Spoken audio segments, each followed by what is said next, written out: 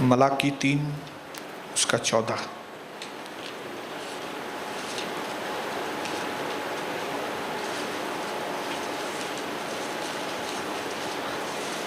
पुराने नियम की सबसे आखिरी किताब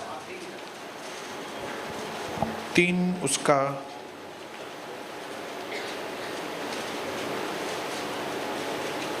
14 नहीं 13 और 14 दोनों पढ़ेंगे। मलाकी 3 उसका 13-14।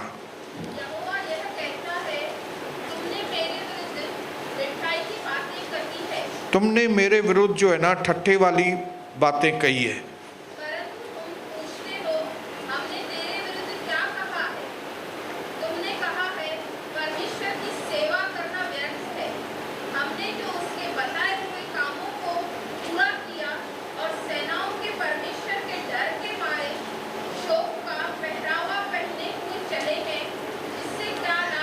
हमने इतनी सारी उपवास और प्रार्थनाएं की, क्या फायदा हुआ? हम कलीसिया में आते हैं, फायदा क्या? प्रभु की इतनी सेवा की, क्या फायदा? बाहर देखो दुष्ट लोग कितने खुश लगे पड़े हैं और इधर हम बैठ के प्रभु की सेवा कर रहे हैं, क्या फायदा? इससे तो अच्छा हम भी वैसे ही बने ना। ये कौन बात कर रहा है? ये लोग बात कर रहे हैं। और किससे बात कर रहे हैं? प्रभु से बात कर रहे हैं। कौन से लोग ये बात कर रहे हैं आपको मालूम है? जिनमें भय नहीं है।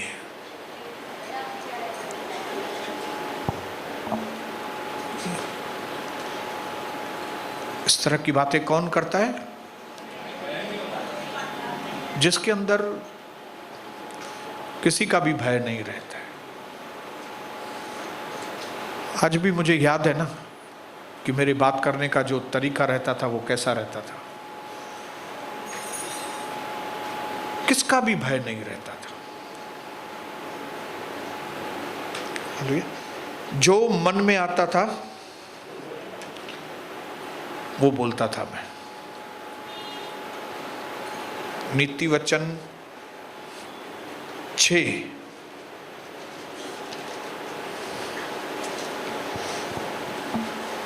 उसका 12 वचन से मैं पढ़ रहा हूं। ओछे और अनर्थकारी को देखो, वह टेढ़ी बातें बकता फिरता है। वह नैन से नैन और पांव से इशारा और अपनी उंगलियों से संकेत करता है। उसके मन में उलटफेर की बातें रहती है। वो लगातार बुराई करता रहता है, झगड़ा रगड़ा उत्पन्न करता है, नाटक करता है। इस कारण उस पर विपत्ति अचानक आ पड़ेगी और वह पल भर में ऐसा नाश हो जाएगा कि बचने का कोई उपाय नहीं रहेगा।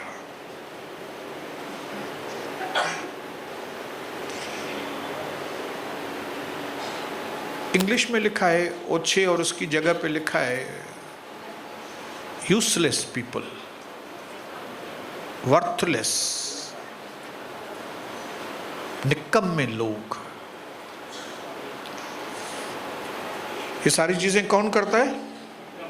टेढ़ी मेढ़ी बातें करना, नैन से नैन, पांव से इशारा, उंगलियों से संकेत, मन में उलटफेर की बातें, लगातार बुराई करना, झगड़ा रगड़ा करना, नाटक करना। ये किसका काम है? यूजलेस लोग, वर्थलेस लोग, निकम्मे लोग। हालेलुया। मैं परमेश्वर को धन्यवाद करता हूं कि हम यूजलेस लोगों को प्रभु ने चुना। हैं कुछ ऐसे लोग जो अपने आप को पहले यूजलेस समझते हैं, तो वे हालेलुया बोलेंगे, क्योंकि ये सारी बातें हम लोग करते रहते थे।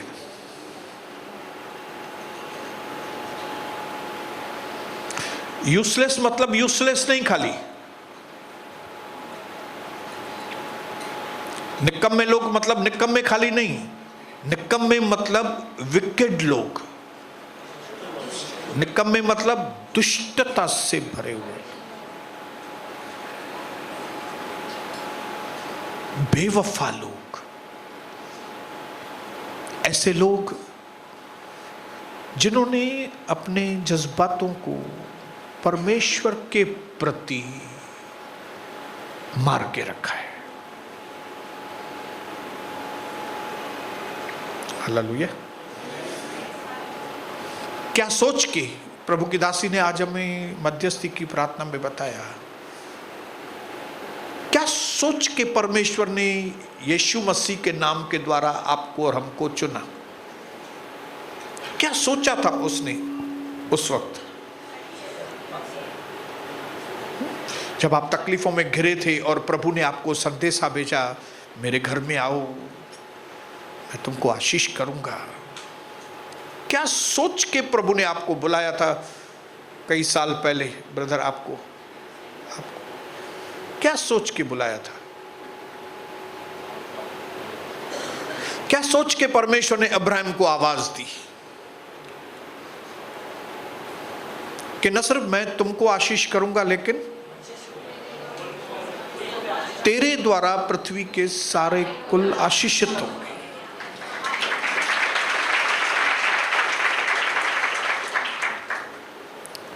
ये सोच के परमेश्वर ने आपको और मुझे बुलाया है कि हम प्रभु के काम में आने वाले बर्तन ठहरे। क्योंकि प्रभु को अगर किसी इंसान को आशीष करना है तो किसी इंसान को आशीष करने के लिए प्रभु को दूसरे इंसान को उसके पास भेजना पड़ता है। हालेलुया। आदमी के ही आशीषित होगा। प्रभु खुद नीचे आकर आपको आशीष नहीं कर सकता। हालेलुया। वो आपको आशीष का स्रोत बनाना चाहता है। वो आपको एक पाइपलाइन बनाना चाहता है कि जिसके द्वारा प्रभु का आनंद, प्रभु की चंगाइयाँ, प्रभु का उद्धार, मुक्ति, पापों की माफी आपके द्वारा दूसरों तक पहुंचे।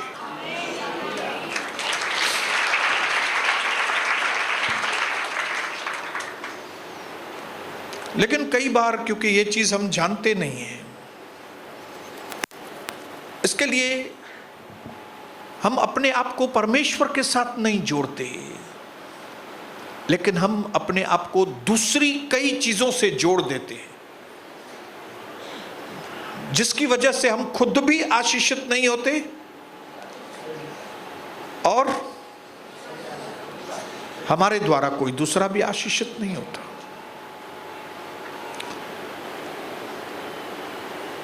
दूसरा कोरिन्थियन 6 अध्याय उसका 15 वचन कोई जोर से पढ़ेगा। और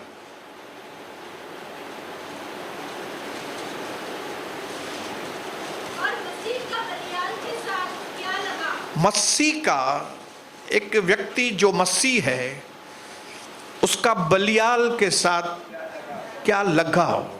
मतलब प्रभु बोलना चाहता है कि अगर आप अपने आप को प्रभु यीशु मसीह का बेटा और बेटी समझते हैं तो आपका बलियाल, शैतान का दूसरा नाम बलियाल है।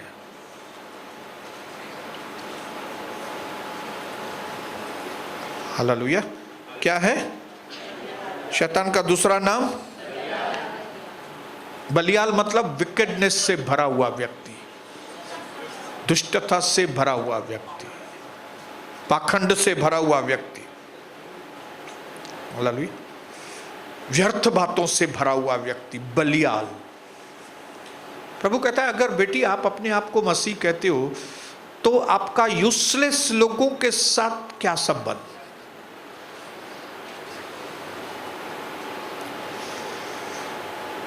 ऐसे लोग जिनको प्रभु की पड़ी नहीं है, ऐसे लोग जिनको प्रभु के राज्य की पड़ी नहीं है, जिनको वचन की पड़ी नहीं है, जिनको अच्छी बातों की पड़ी नहीं है, ऐसे लोगों के साथ आपका क्या संबंध, यूजलेस लोगों के साथ आपका क्या संबंध है?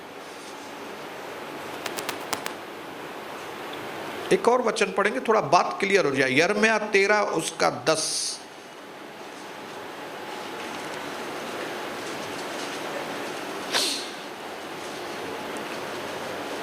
यिर्मयाह की किताब उसका 13 अध्याय उसका 10वां वचन। दुष्ट जाति के लोग जो मेरे वचन सुनने से इनकार करते हैं, जो अपने मन के कटुकर चलते, दूसरे देवताओं के पीछे चलकर उनकी उपासना करते और उनको दंडवत करते हैं, वे इस लुकी के समान हो जाएंगे जो किसी किसी काम की नहीं रहती। क्या हो जाएंगे? आखिर में क्या लिखा है?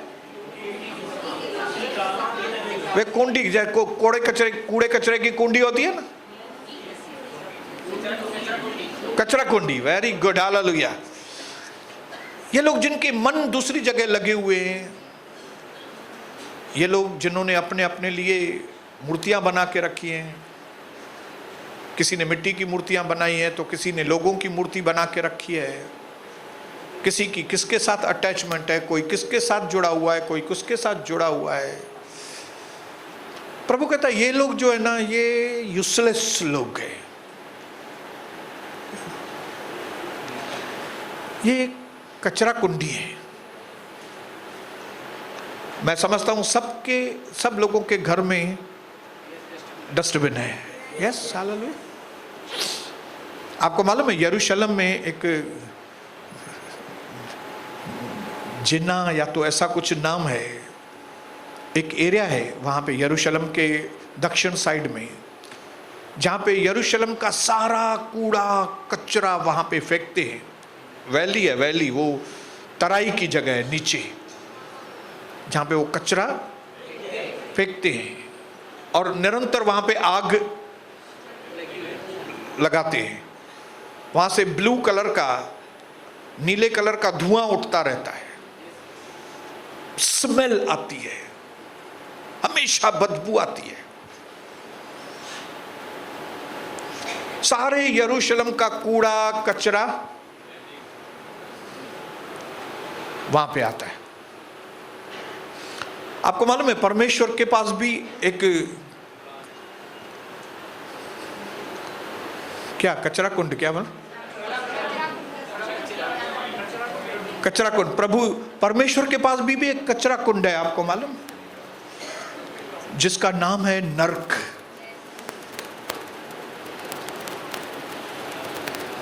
एक बहुत बड़ा कचरा कुंड है जिसमें आने वाले समय में प्रभु सारे कूड़े कचरे को वहां पे डालने वाला है।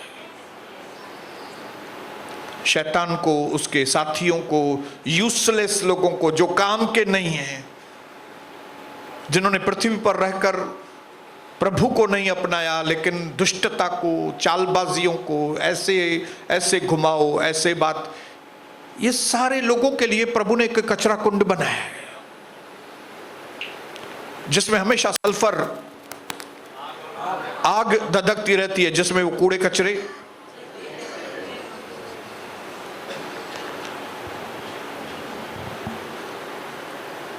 ये अंतिम समय है।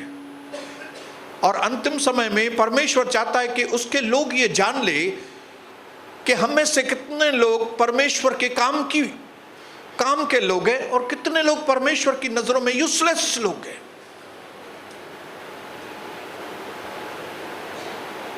प्रभु ने मुझे आशीष किया है बहुत, मैं एक बहुत आशीषित व्यक्ति हूं, मैं बहुत आशीषित व्यक्ति हूं। मैं आपको बताऊं, मैं तकलीफों में से गुजरा हूं लेकिन उसके बावजूद मैं बहुत आशीषित व्यक्ति हूं, क्योंकि जब कभी मैं तकलीफ में गया हूं तो वहां पे प्रभु ने मुझे छोड़ नहीं दिया, लेकिन वहां पे प्रभु ने मुझे सिखाया है। और मेरा तकलीफों में जाने का कारण भी यही था। जब कभी मैं, परमेश्वर ने जिस काम के लिए मुझे चुना, मुझे आशीषित किया, जब मैं उसके काम को ध्यान में नहीं रख के, मैं उसके साथ नहीं जुड़ के मैं संसार के साथ जुड़ता हूं, तो वहां पे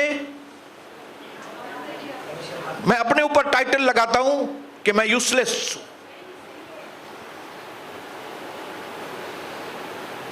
क्योंकि संसार का प्रेम परमेश्वर के साथ शत्रुता है। संसार से प्रेम मतलब क्या? मतलब परमेश्वर से डिटैच होके संसार के साथ जुड़ना। और संसार में क्या है? बोलिए बोलिए, 3 चीजें लिखी हुई हैं। संसार में क्या है? यस यस, आंखों की वासना, शरीर की वासना और दुनिया का घमंड। कूड़े कचरे, दुनिया भरी पड़ी है, कूड़ा कचरा है यहां पे। लेकिन जब हम अपने आप को कूड़े कचरे के साथ जोड़ते हैं तो हम एज गुड एज परमेश्वर से शत्रुता करते हैं। Love of God is totally different from other loves. परमेश्वर का प्यार दूसरे सारे प्रेमों से अलग है। जिस दुनिया के साथ हम जुड़ते हैं, जहां पे नहीं जुड़ना चाहिए, वहां पे प्रेम है, लेकिन वो प्रेम शर्तों वाला प्रेम है।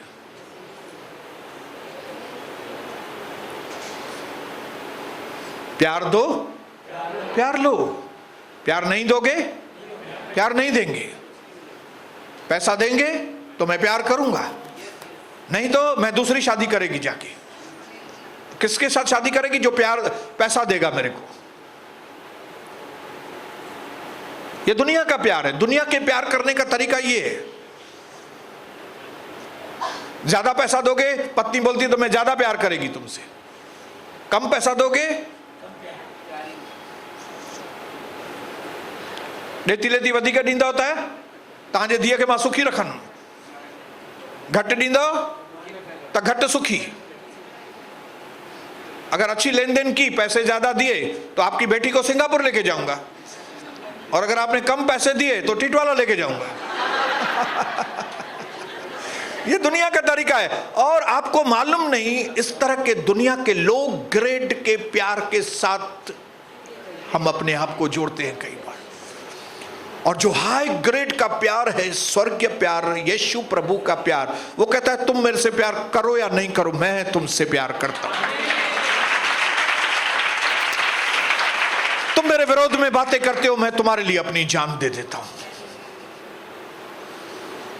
जगत के अंत तक मैं तुमसे प्यार करता रहूंगा। जन्म देने वाली मां तुझे भूल जाएगी, लेकिन मैं तुझे न कभी छोड़ूंगा, न मैं तुझे कभी त्यागूंगा। जब कभी ऐसे रिश्ते को छोड़कर, परमेश्वर के प्रेम वाले रिश्ते को छोड़कर हम दूसरे कोई भी जगह पे अटैच है, तो हम परमेश्वर के लिए निकम्मे हो जाते हैं।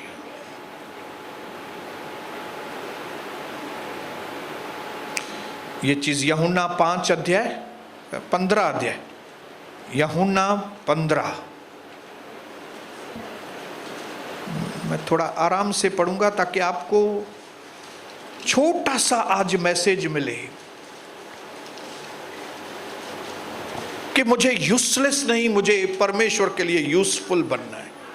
यीशु मसीह ने कहा, सच्ची दाखलता मैं हूं और मेरा पिता किसान है। जो डाली मुझ में है, ये डाली कौन है? अपने पड़ोसी को बोलो, आप है वो डाली। जो डाली मुझ में है और जो नहीं फलती उससे वह काट डालता है मुझ में। बोलता है कि मैं यीशु मसीह में हूं, बोलती है कि मैं यीशु मसीह की हूं, लेकिन फलवंत नहीं है तो वह काट डालता है। किंतु जो फलती है उसे वह छांटता है ताकि और फले। तुम उस वचन के कारण जो मैं तुमसे कहता हूं शुद्ध हो चुकी हो। तुम मुझ में बने रहो और मैं तुम में। जैसे डाली यदि दाखलता में न बनी रहे तो वह अपने आप नहीं फल सकती, वैसे ही तुम भी यदि मुझ में बने न रहो तो तुम नहीं फल सकते। काश कि जो राजा शाऊल था जिसको एक ऑर्डिनरी शाऊल से राजा शाऊल प्रभु ने बनाया, उसको ये चीज मालूम होनी चाहिए कि मुझे शमूएल ने राजा नहीं बनाया, प्रभु ने खाली शमूएल को इस्तेमाल किया कि वो मेरे ऊपर अभिषेक करे। तो मुझे शमूएल के साथ नहीं, मैं शमूएल की डाली नहीं हूं, मैं परमेश्वर की डाली हूं। काश अगर ये चीज शाऊल राजा की समझ में आता था तो मुझे बड़े दुख के साथ कहना पड़ता, अगर वो समझता होता तो वो ऐसा कुत्ते की मौत नहीं मरता, जानवर की जैसी मौत मरा। कौन? प्रभु का अभिषिक्त। अरे भाई अभिषिक्त बोलो, अभिषिक्त अपने पड़ोसी को बताओ।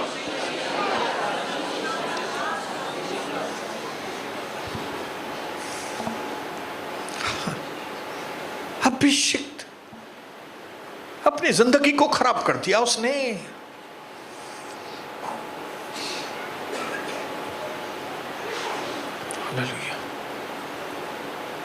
इसको कहते हैं क्राइसिस क्रिश्चियंस। क्राइसिस, क्राइसिस मतलब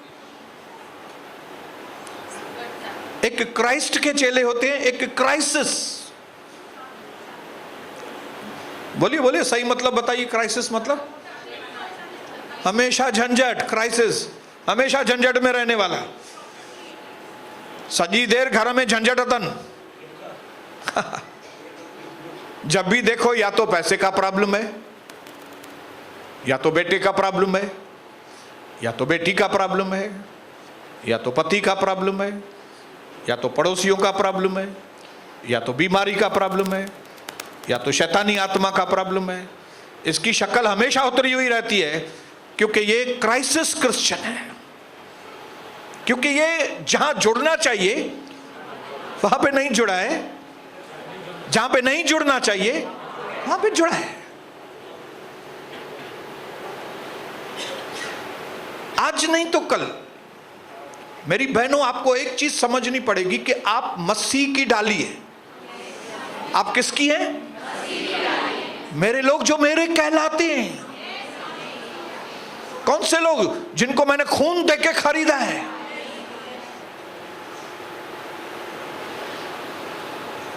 आपकी अटैचमेंट किसी दूसरे के साथ नहीं होनी चाहिए, बिल्कुल भी, स्ट्रिक्टली नहीं। कोई मटेरियल चीज के साथ भी नहीं। मैं आज एक व्यक्ति को बता रहा था, मैं बोला जब से मैं नए घर में गया हूं तो मुझे बहुत मजा आता है घर में। ऐसा ख्याल आता है कई बार कि आज प्रभु का दिन है तो मैं थोड़ा लेट जाऊं, थोड़ा 2-3 घंटा नए घर में एंजॉय करूं।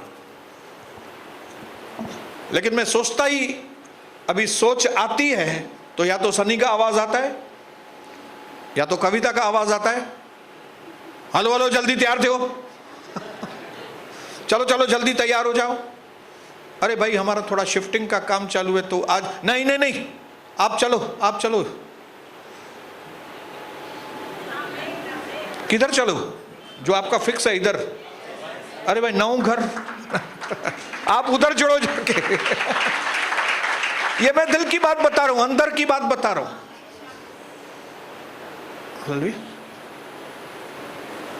नया घर मुझे बहुत पसंद है, लेकिन पसंद है तो इसका मतलब ये नहीं कि जहां पे मुझे अटैच होना चाहिए वहां से डिटैच होके मैं घर के साथ जुड़ जाऊं।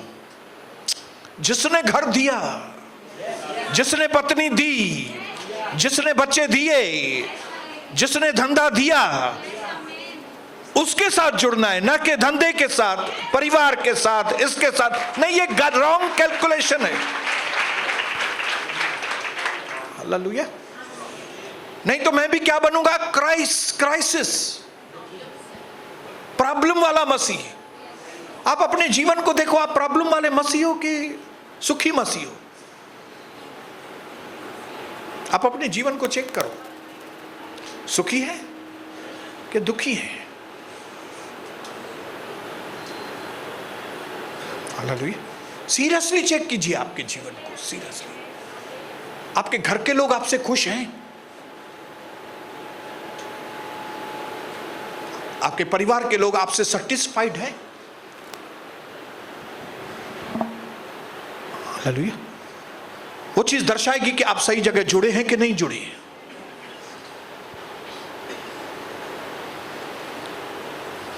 बोलिए हालेलुया। क्योंकि अगर आप सही तरीके से जुड़े हैं, सही जगह पे जुड़े हैं, तो आप यूजफुल लोग हैं। और अगर सही जगह पे नहीं जुड़े हैं तो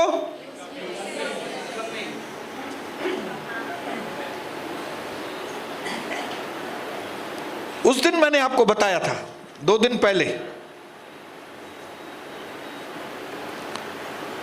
सिंपैथी और ट्रुथ, व्हाट यू वांट।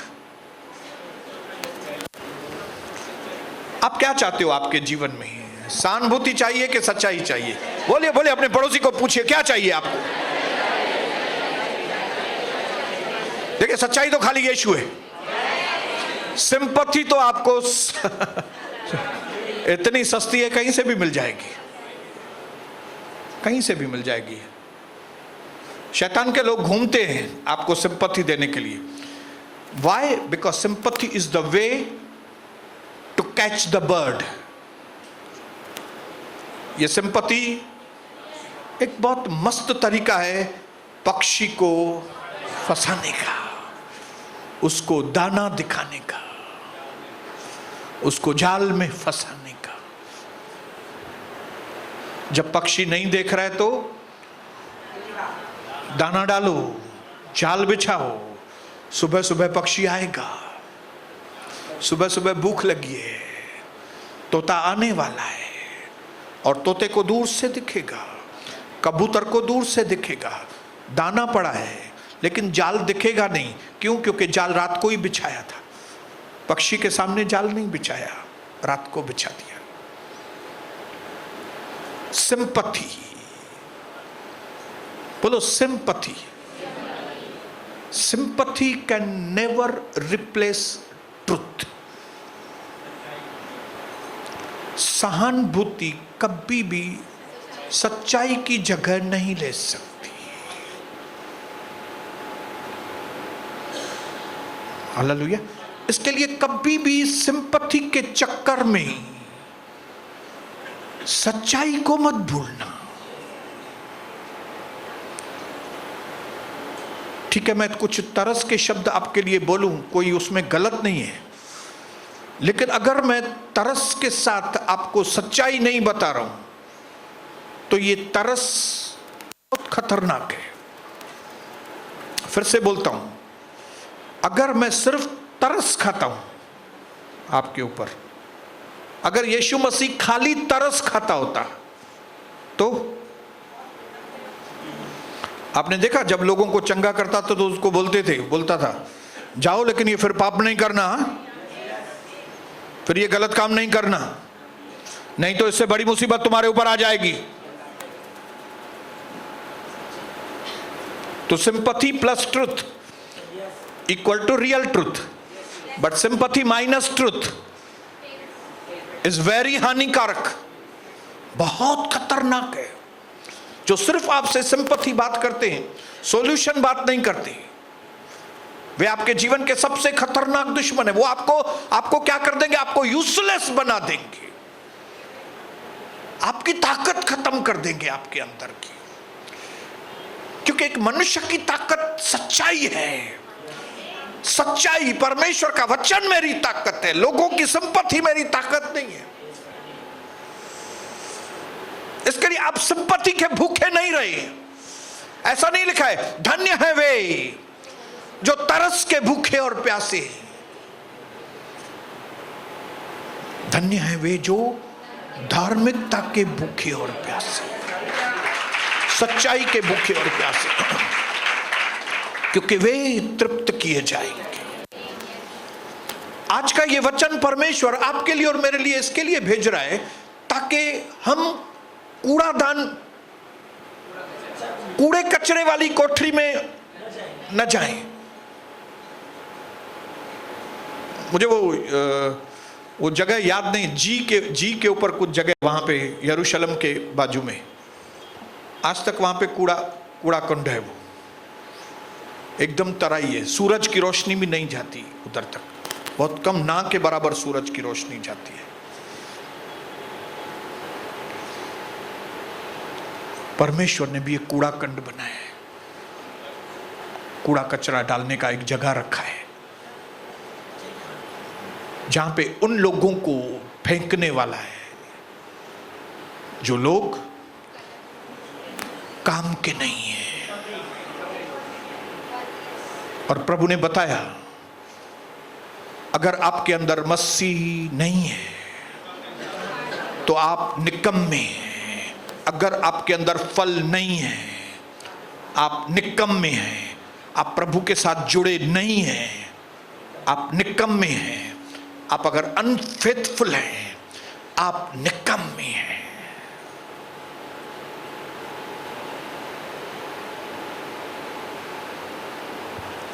लेकिन उठते बैठते मैं, मेरी पत्नी,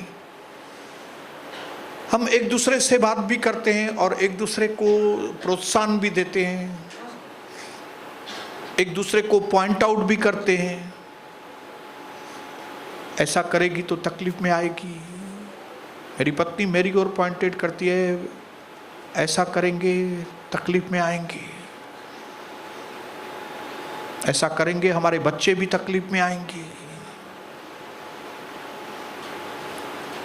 मेरे भाइयों बहनों, परमेश्वर का वचन 100% सच्चा है। जैसा लिखा हुआ है, जैसा लिखा हुआ है वैसा ही होता है। जैसा लिखा है।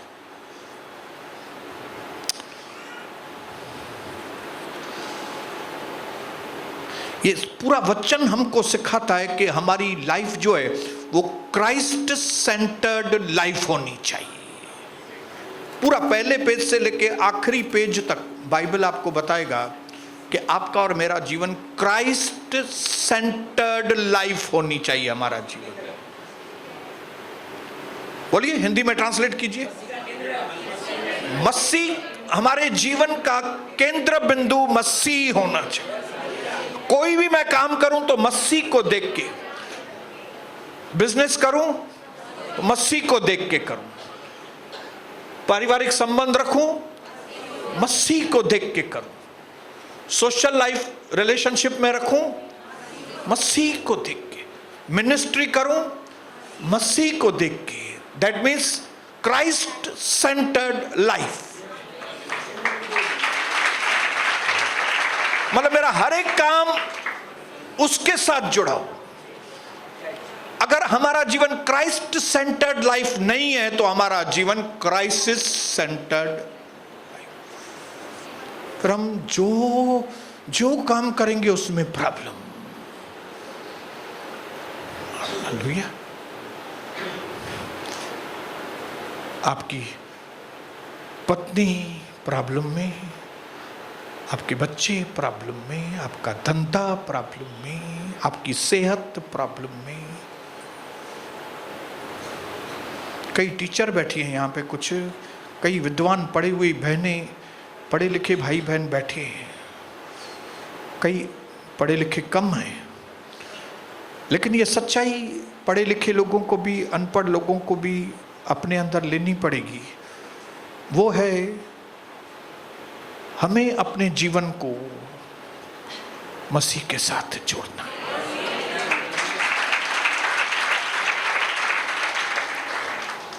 हालेलुया।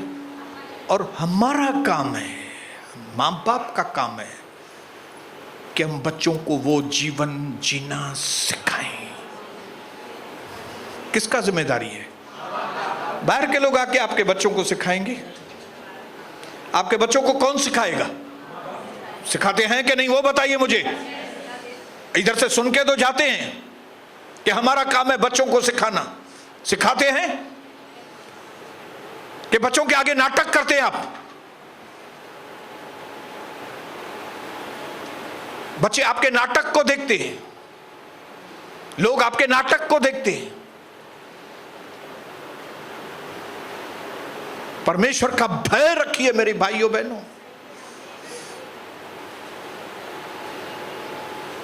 एक मन करता है कई बार मैं अपने कबाट को खोलूं और जो मैंने किताब लिखी है ना, रजिस्टर भरे, मैं इधर पोथी लगाऊं ऊपर तक और आपको दिखाऊं। ये सब करने में कितनी मेहनत लगती है,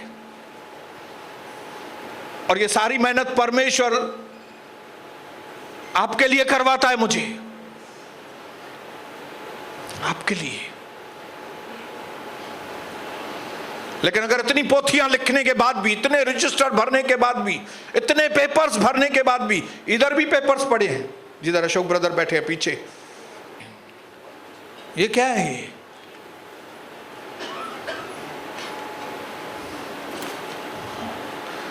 थिंक गॉडली, थिंक जनरेशनली, ये मैसेज बनाया था मैंने। Roaming from church to church, एक चर्च से दूसरी जगह, दूसरी चर्च में भटकने वाले लोगों के लिए ये है गुड फ्राइडे मैसेज। ये है पोजीशनिंग योरसेल्फ टू प्रॉस्पर, अपने आप को उन्नति के लिए तैयार करना। उसके बाद ये है न्यू रूम्स, नए मौके जो परमेश्वर आपके लिए करता है। ये old man, old covenant, new covenant के बारे में हमने समझाया था। स्मॉल सिंस और बिग सिंस, पाप छोटा है या बड़ा है उसके बारे में। मेरे रूह की प्यास बुझा तू। योर फाइनेंशियल प्लान फॉर 2019, पढ़ते जाऊंगा, अंदर से रजिस्टर लेके आऊंगा तो हैरान हो जाएंगे आप। परमेश्वर योजना बना रहा है आपके लिए। परमेश्वर योजना बनाता है आपको आशीष करने के लिए। परमेश्वर योजना बनाता है आपके द्वारा दूसरों को आशीष करने के लिए। प्रभु योजना बनाता है आपको एक ऐसा बर्तन बनाने के लिए जो काम का बर्तन हो।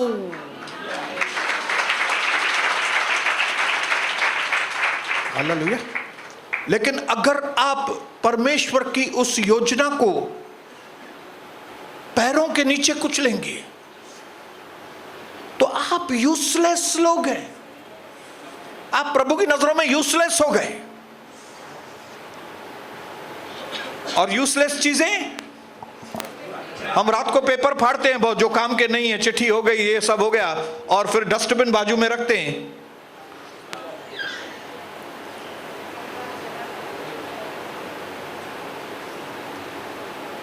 आज जैसे यहां से जाएं भाइयों बहनों, परमेश्वर से विनती करें कि प्रभु मेरी आंखों खोल, मेरी आंखें खुले, आज मुझे मालूम पड़े कहां पे मैं तो इतना यूजफुल था, मैं यूजलेस कैसे बन गया। हाँ, मैं तो एक ऐसी डाली था जो दाखलता से जुड़ा हुआ था। मैं तो परमेश्वर के पहले प्रेम में, मैंने देखा है कई भाई और कई बहन पहले वचन याद करके आते थे, दुखिया दुखिया वचन याद करेंदा हुआ। मैं और कविता कई बार हैरान होते थे, इतने टफ वचन भी ये याद करके आया है, ये याद करके आई है। लेकिन अभी क्या हुआ है? आज जब यहां से जाएं तो परमेश्वर से पूछते हुए जाएं, मैं वापस कैसे आऊं प्रभु। फिलेमोन की पत्री देखें, कौन फिलेमोन की पत्री को खोलता है?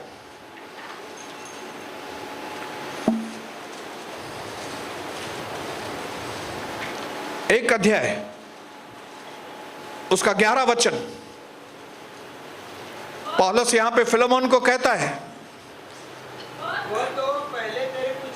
वो जो तुम्हारा नौकर था, जिसने तुम्हारे घर में चोरी की थी, जिसकी वजह से वो जेल में आया और यहाँ पे वो मुझे मिला, पौलुस कहता है मैंने उससे बात कर ली है, मैंने उसको कन्विंस किया है, मैंने उसके लिए प्रार्थना की है। वो जो पहले फिलेमोन तेरे लिए जो निकम्मा था, अब भी वो निकम्मा नहीं है। ऐसा लिखा है क्या? पढ़िए पढ़िए। अब तेरे और मेरे दोनों के बड़े काम का है। हाँ, पहले, लेकिन पहले काम का था क्या? पहले पढ़िए, ये 11 लिखिए।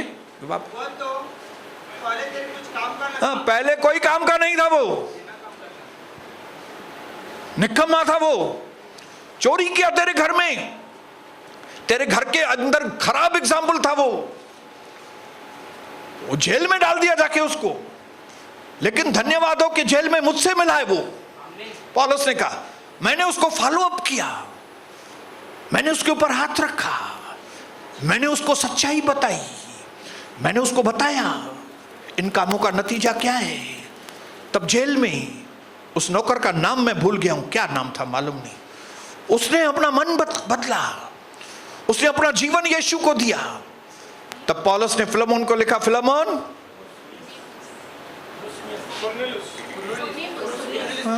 ये आदमी पहले जो यूजलेस था अब ये यूजफुल बना है। मैं दिल से ये ऐलान करता हूं कि आज तक जो लोग परमेश्वर के राज्य में निकम्मे थे, खाली आकर चले जाने वाले, आकर चले जाने वाले, फल नहीं था, अब वो काम के होंगे, वे फलवंत बने। आपने कुछ किया ही नहीं तो दुनिया क्यों याद करेगी आपको भाई? आप बोलेंगे दुनिया मुझे याद करे, दुनिया क्यों याद करेगी? आपने कुछ किया ही नहीं है ऐसा। कुछ करके बताओ तो दुनिया याद करेगी ना। दुनिया किसको याद करती है? ये बाइबल किसको याद करता है? जिन्होंने कुछ किया है। प्रभु के चेलों ने कुछ किया, तभी बाइबल उनके चेलों के बारे में बताता है। मैं चाहता हूं कि आने वाले समय के अंदर लोग प्रभु का दर्शन के लोगों के बारे में बताएं कि यहां पे एक उल्लासनगर में कलीसिया, वहां पे ये पास्टर था सोनी बसंतानी, वहां पे उसके एल्डर्स ये थे, वहां के उनकी कांग्रीगेशन ऐसी थी, काफी लोग थे जो पहले निकम्मे थे लेकिन वो बाद में काम के हो गए। आज जैसे अपने घर की ओर जाएं तो ये अपने मन में डिसाइड करके कि मैं डस्टबिन वाला व्यक्ति नहीं हूं। मैं था पहले डस्टबिन वाला, मैं नरक में डालने के वाला ये व्यक्ति था, लेकिन पवित्र आत्मा ने मुझे बदला है, प्रभु के वचन ने मुझे बदला है, प्रभु के प्यार ने मुझे बदला है। अरे प्रभु के दास और दासी के प्यार ने मुझे बदला है। यहाँ पे जो शिक्षाएं थी उसने मुझे बदला है, यहाँ का जो एनवायरनमेंट है उसने मुझे बदला है। मैं पहले वाला व्यक्ति नहीं हूं, मैं बदल गया हूं, मैं नया बन गया हूं, मैं काम का बन गया हूं, यीशु प्रभु के नाम से।